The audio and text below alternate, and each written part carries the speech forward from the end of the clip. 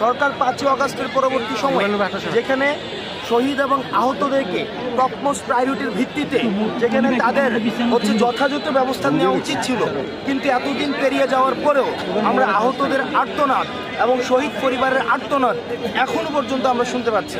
এটা অত্যন্ত দুঃখজনক বিষয়।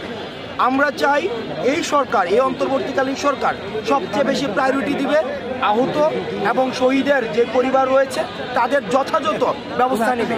আমরা বারবার শুনতে পাই যখন জুলাই ফাউন্ডেশনে কোনো আহতের পরিবার যায়, শহীদ পরিবার যায়, সেখানে যে আমলাতান্ত্রিক জটিলতা, যে জটিলতার বিরুদ্ধে আমরা আন্দোলন করেছি, সে আমলাতান্ত্রিক জটিলতার দোহাই দিয়ে তাদের যে সুবিধা, এই সুবিধা প্রাপ্তি থেকে তাদেরকে বিরত রাখা হয়েছে। আমরা চাই এই আমলাতান্ত্রিক জটিলতার দোহাই আর যেন এই 24 পরবর্তী বাংলাদেশে আর না দেওয়া হয়।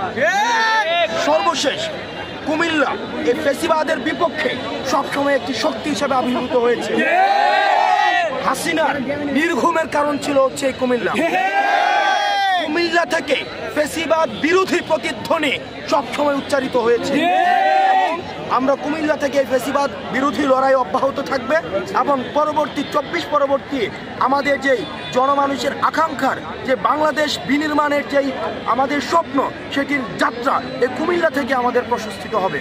এবং আমরা আমাদের জায়গা থেকে অন্তর্বর্তীকালীন সরকারকে আহ্বান জানাবো, আপনারা যদি মনে করে থাকেন, আপনারা মাঝে মাঝে আমরা বলতে শুনি, আপনারা দোহাই দেন, বিভিন্ন দোহাই যে সিন্ডিকেটের হাত পরিবর্তন হয়েছে, চাঁদাবাজির হাত পরিবর্তন হয়েছে, টেন্ডারবাজির হাত পরিবর্তন হয়েছে।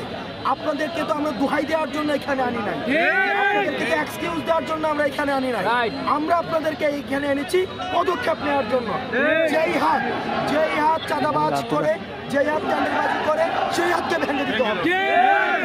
আপনারা যদি মনে করেন এক্সকিউজ দিবেন, সুতরাং এক্সকিউজ দেওয়ার সুযোগ আপনাদের নেই, আপনাদেরকে যথাযথ পদক্ষেপ নিতে হবে। আমরা আমাদের জায়গা থেকে